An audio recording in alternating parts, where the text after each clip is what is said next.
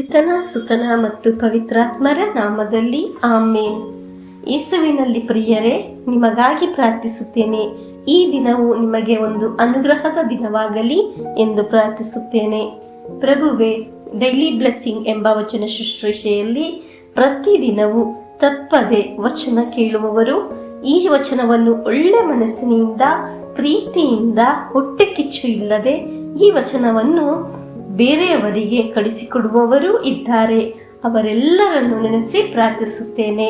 ಇವರಿಂದ ಈ ಶುಶ್ರೂಷೆ ಅನೇಕರಿಗೆ ಅನುಗ್ರಹವಾಗಿದ್ದು, ಪ್ರಭುವೇ, ಈ ವಚನ ಆಲಿಸುವ ಒಂದೊಂದು ಮಕ್ಕಳಿಗಾಗಿ, ಯಾವ ಸಭೆಯ ಮತದಲ್ಲಿರುವವರೇ ಆಗಲಿ ಅವರಿಗಾಗಿ ಪ್ರಾರ್ಥಿಸುತ್ತೇನೆ. ದೇವರ ವಚನವನ್ನು ವಿಶ್ವಾಸಿಸುವ ಒಬ್ಬೊಬ್ಬರಿಗೂ ದೇವರೇ ನಿಮ್ಮ ಅನುಗ್ರಹವು, ಶಾಂತಿಯು, ಸಮಾಧಾನವು ತುಂಬಿಸಿರಿ. ಪ್ರಾರ್ಥಿಸುವ ಎಲ್ಲಾ ಪ್ರಾರ್ಥನೆಗೆ ಉತ್ತರ ನೀಡಿರಿ. ಒಂದು ಮನೆಗಾಗಿ, ಕೆಲಸಕ್ಕಾಗಿ, ಸಾಲದ ಬಾಧೆಗಾಗಿ, ರೋಗ ಸೌಖ್ಯಕ್ಕಾಗಿ, ಬಿರುಕು ಬಿಟ್ಟ ದಂಪತಿಗಳಿಗಾಗಿ, ವಿದ್ಯಾರ್ಥಿಗಳಿಗಾಗಿ, ಕಣ್ಣೀರಿನಿಂದ ಪ್ರಾರ್ಥಿಸುವವರನ್ನು ನೆನೆಸಿ ಪ್ರಾರ್ಥಿಸುತ್ತೇನೆ.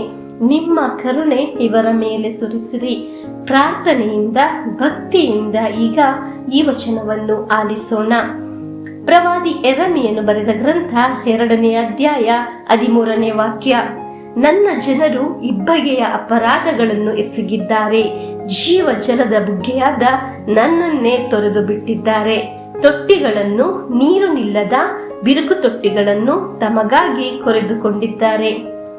ಪ್ರಿಯರೇ, ದೇವರ ವಚನವನ್ನು ಪ್ರತಿದಿನ ತಪ್ಪದೆ ಆಲಿಸುವ, ಧ್ಯಾನಿಸುವ ನಮ್ಮ ಜೀವನ ಎಂದಿಗೂ ವ್ಯರ್ಥವಾಗಿ ಹೋಗುವುದಿಲ್ಲ. ನಮ್ಮ ಜೀವನ ನೀರು ಇರುವ ಬಾವಿಯಾಗೆ, ಅನುಗ್ರಹ ಇರುವ ಬಾವಿಯಾಗೆ ಮಾರ್ಪಡುತ್ತದೆ. ದೇವರ ವಚನ ನಮ್ಮ ಜೀವನದಲ್ಲಿ ಬರುವಾಗ ಆಡು ಬಾವಿ ತರ ಅಲ್ಲ ನಮ್ಮ ಜೀವನ ಮಾರ್ಪಡುವುದು. ಬದಲಾಗಿ ನೀರು ಇರುವ, ಸಂತೋಷ ಇರುವ, ಸಮೃದ್ಧಿ ಇರುವ ಒಂದು ಬಾವಿಯ ತರ ನಮ್ಮ ಜೀವನವು ಮಾರ್ಪಾಡಾಗುತ್ತದೆ. ಡೈಲಿ ಬ್ಲೆಸ್ಸಿಂಗ್ ಎಂಬ ವಚನ ಶುಶ್ರೂಷೆಯ ಒಂದು ಭಾಗವಾಗಿ ನಿಂತುಕೊಂಡು ಪ್ರತಿದಿನ ವಚನ ಆಲಿಸುವ, ಧ್ಯಾನಿಸುವ ನಮ್ಮ ಜೀವನದಲ್ಲಿ ಜೀವ ಜಲದ ಬುಗೆಯು ಒಂದಲು ಒಂದಲಾಗಿ ಹರಿಯುತ್ತದೆ. ಜೀವ ಜಲದ ಬಾವಿ. ಪ್ರಭು ಯೇಸು ಹೇಳಿದ್ದು, ದಾಹ ಇರುವವರು ನನ್ನ ಹತ್ತಿರ ಬಂದು ಕುಡಿಯಲಿ. ನನ್ನನ್ನು ವಿಶ್ವಾಸಿಸುವನ ಹೃದಯದಲ್ಲಿ ಜೀವ ಜಲವು ಒಂದಲು ಒಂದಲಾಗಿ ಹರಿಯುತ್ತದೆ. ಹಲ್ಲೆಲೂಯಾ.